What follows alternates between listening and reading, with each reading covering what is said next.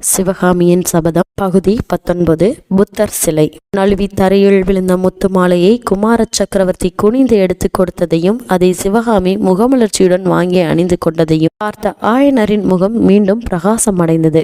சக்கரவர்த்தி இதையெல்லாம் கவனித்தது போல் கவனித்திராதவராய் ஆயனரை பார்த்து, மகா சிற்பியாரே, இந்த முத்து மாலையை போல் எவ்வளவோ உயர்ந்த பரிசுகளை எல்லாம் உமது புதல்வி வருங்காலத்தில் அடைய போகிறாள். இந்த பல்லவ ராஜ்யத்துக்கே அவளால் புகழும் மகிமையும் ஏற்பட போகின்றன. வருங்காலத்தில் எது எப்படியானாலும் சிவகாமியின் நடனக்கலை பயிற்சி மட்டும் தடைப்படக்கூடாது. அவளுக்கு எந்த விதத்திலும் உற்சாக குறைவு நேரிடாமல் நேர் பார்த்து கொள்ள வேண்டும் என்று சொன்னார். அதற்கு ஆயனர், பல்லவேந்திரா, தாங்களும் குமார சக்கரவர்த்தியும் உற்சாகப்படுத்துவதற்கு இருக்கும்போது சிவகாமிக்கு உற்சாக குறைவு ஏன் ஏற்பட போகிறது? எனக்கு தான் என்ன கவலை என்று சொல்ல மகேந்திர பல்லவர் கூறினார், அப்படி இல்லை ஆயனாரே. இந்த யுத்தம் காரணமாக நானும் குமார சக்கரவர்த்தியும் சில காலம் இவ்விடம் வர முடியாமலும் உங்களை பார்க்க முடியாமலும் போகலாம். அதனாலே உங்கள் இருவருடைய கலைப்பணிகளுக்கு எந்தவிதமான குந்தகமும் ஏற்படக்கூடாது. சிவகாமி புத்த பிஷுனியாக விரும்புவதாக சற்று முன்னால் சொன்னீர் அல்லவா? ஒரு விதத்தில் அது பொருத்தமானதுதான். சிவகாமி சாதாரண பெண் அல்ல. மற்ற பெண்களை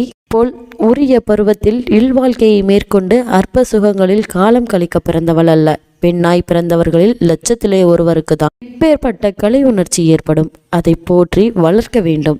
சம்சார வாழ்க்கையை பொறுத்தவரையில் சிவகாமி தன்னை பிசுனியாகவே நினைத்து கொள்ளலாம். தெய்வீகமான நடனக்கலைக்கே அவள் தன்னை அர்ப்பணம் செய்து கொள்ள வேண்டும். இந்த மொழிகளை கூறிய போது மகேந்திர பல்லவரின் மனதிலே என்ன இருந்தது என்பது நமக்கு தெரியாது. ஆனால் அவருடைய மொழிகள் அங்கிருந்த 3 பேருடைய உள்ளங்களிலும் வெவ்வேறு விதமான உணர்ச்சிகளை உண்டாக்கி இருக்க வேண்டும் என்பது அவர்களுடைய முகபாவ மாறுதல்களிலிருந்து நன்கு தெரிந்தது. ஆயனர் தமது உள்ள கிளர்ச்சியை வார்த்தைகளினாலே வெளியிட்டார். பிரபு, என்னுடைய மனதில் உள்ளதை அப்படியே தாங்கள் கூறிவிட்டீர்கள். இல்வாழ்க்கையை மேற்கொண்டு குழந்தை குட்டிகளை பெற்று வளர்ப்பதற்கு எத்தனையோ லட்சம் பேர் இருக்கிறார்கள். இந்த அபூர்வமான தெய்வ கலையை பயின்று வளர்ப்பதற்கு அதிகம் பேர் இல்லைதானே? இவ்விதம் ஆயனர் சொல்லிக்கொண்டே சிவகாமியை திரும்பி பார்த்து, சக்கரவர்த்தியின் பொன்மொழிகளை கேட்டாயா குழந்தாய் என்றார். சிவகாமியின் முகமானது அச்சமயம் கீழ்த்தரச் சிற்பி அமைத்த உணர்ச்சியற்ற சிலைகளின் முகம் போல் இருந்தது. எத்தனையோ விதவிதமான உள்ளப்பாடுகளையெல்லாம் முகபாவத்திலே கண்ணிமையிலேயே இதழ்களின் மடிப்பிலே அற்புதமாக வெளியிடும் ஆற்றல் பெற்றிருந்த சிவகாமி அச்சமயம் தன் சொந்த மனோநிலையை முகம் வெளியிடாதபடி செய்வதில் அபூர்வ திறமையை காட்டினாள் என்றே சொல்ல வேண்டும். ஆனால் நரசிம்மர் பரத கலையில் தேர்ச்சி பெறாதவராடபடியால் சக்கரவர்த்தியின் வார்த்தைகளை கேட்டதும் அவருடைய முகம் சிவந்தது. இதழ்கள் துடித்தன. மற்றவர்கள் கவனியாத வண்ணம் உடனே அவர் திரும்பி பக்கத்தில் இருந்த சிலைகளையும் சித்திரங்களையும் பார்ப்பவர் போல் இவரிடமிருந்து பெயர்ந்து அப்பால் சென்றார். சக்கரவர்த்தியும் தாம் இத்தனை நேரமும் வீட்டிருந்த சிற்ப சிம்மாசனத்திலிருந்து எழுந்து, சிற்பியரோடு எவ்வளவோ முக்கியமான அவசர வேலைகள் எனக்கு இருக்கின்றன. இருந்தாலும் இங்கு வந்துவிட்டால் எல்லாம் மறந்து விடுகிறது. உமது புதிய சிலைகளை பார்த்துவிட்டு சீக்கிரம் கிளம்ப வேண்டும் என்று சொல்லிக்கொண்டே நடந்தார். ஆயனரும் சிவகாமியும் அவரை பின்தொடர்ந்து சென்றார்கள். மகேந்திர பல்லவர் புதிதாக செய்திருந்த நடன தோற்ற சிலைகளை பார்த்து கொண்டே, இது கஜஹஸ்தம், இது அர்த்தசாஸ்திரஹஸ்தம் என்று சொல்லிய வண்ணம் நடந்து ஆயனர் கடைசியாக செய்து முடித்திருந்த சிலை என்ற போனதும் ஆஹா என்று கூறிவிட்டு நின்றார். சற்று நேரம் அதை உற்று பார்த்துவிட்டு, ஆயனரே, தொண்டை மண்டலத்தில் உள்ள மகா சிற்பிகளுக்குள்ளே உமக்கு நிகரானவர் எவரும் இல்லை. ஆனால் நீர் கூட இத்தனை காலமும் இந்த சிலையை போல் ஜீவ கலை பொருந்திய சிலையை செய்தது கிடையாது. அன்பிற்குரியவர் நெடுங்காலம் வராதபடியினால் எப்பேற்பட்ட இருதய தாபத்தை இந்த சிலையின் முகபாவம் மற்ற அங்கங்களில் நெளிந்த தோற்றமும் எவ்வளவு நன்றாய் வெளிப்படுகின்றன. கண்களும் கண்ணிமைகளும் புருவங்களும் கூட அல்லவா நம்மோடு வார்த்தையாடுகின்றன. ஆயனரே, சிவகாமியின் அரங்கேற்றத்திற்கு பிற்பாடு இந்த சிலையை பூர்த்தி செய்திருக்கிறீர்கள் இல்லையா என்று கேட்டார்.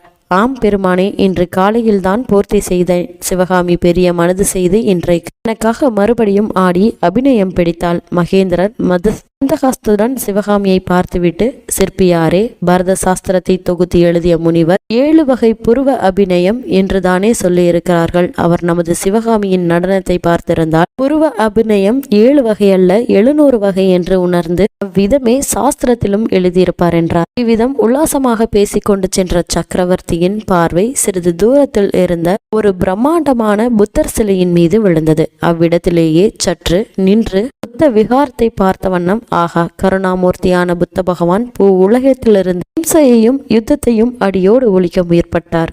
அவருடைய உபதேசத்தை இந்த உலகில் உள்ள எல்லா மன்னர்களும் கேட்டு நடந்தால் எவ்வளவு நன்றாயிருக்கும். அவ்விதம் நடந்த புண்ணிய புருஷர் மௌரிய வம்சத்து அசோக சக்கரவர்த்தி ஒருவர்தான். அப்புறம் அத்தகைய அகிம்சா மூர்த்தியான அவர் அரசர் இந்த நாட்டில் தோன்றவில்லை என்றார் மகேந்திரவர்மர். ஆயனர் மௌனமாய் நிற்கவே, சக்கரவர்த்தி, நல்லது சிற்பியாரே, உம்மை ராஜாங்க விரோதியாக பாவித்து நியாயமாக தண்டிக்க வேண்டும் என்று சொன்னபோது ஆயனரின் முகத்தில் பெரும் கலவரம் காணப்பட்டது. சக்கரவர்த்தி அடுத்தாற்போல் கூறிய மொழிகள் அந்த கலவரத்தை ஒருவாறு நீக்கின. ஆமாம், இங்கு வந்துவிட்டு உடனே திரும்ப வேண்டும் என்று எண்ணியிருந்த என்னை இத்தனை நேரம் இங்கே தங்குபடி வைத்து விட்டீர்கள் அல்லவா? அதனால் எவ்வளவு காரியங்கள் தடைபட்டு விட்டன. போகட்டும், இந்த தடவை உம்மை மன்னித்து விடுகிறேன் என்று கூறி ரஷ்ய நகைப்புடன் மகேந்திரர் வாசலை நோக்கி நடந்தார். மற்றவர்கள் அவரை தொடர்ந்து சென்றார்கள். வீட்டு வாசற்படியை தாண்டியதும் சக்கரவர்த்தி ஆயனரை திரும்பி பார்த்து கூறினார், ஆயனரே, உம்முடைய சிற்ப திருக்கோயிலிற்கு மீண்டும் நான் எப்போது வருவேனோ தெரியாது. ஆனால் ஒன்று சொல்லுகிறேன், பூர்வீகமான இந்த பல்லவ சாம்ராஜ்யத்திற்கு ஒரு காலத்தில் அழிவு நேர்ந்தாலும் நேரலாம். பெருமானே, ஒரு நாளும் இல்லை. அப்படி சொல்ல வேண்டாம் என்று ஆயனர் அலறினார். கேளும் சிற்பியாரே, உலகத்தில் இதற்கு முன் எத்தனையோ சாம்ராஜ்யங்கள் இருந்திருக்கின்றன, மறைந்திருக்கின்றன. அஸ்தினாபுரம் என்ன, பாடாலிபுத்திரம் என்ன, உஜ்ஜயினி என்ன, இவையெல்லாம் இப்போது இருந்த இடம் தெரியவில்லை. அதுபோல் இந்த பல்லவ சாம்ராஜ்யத்திற்கு ஒரு நாள் முடிவு ஏற்படலாம். ஆனால் உம்முடைய எல்லா சாம்ராஜ்யத்திற்கு ஒரு காலத்திலும் அழிவு கிடையாது.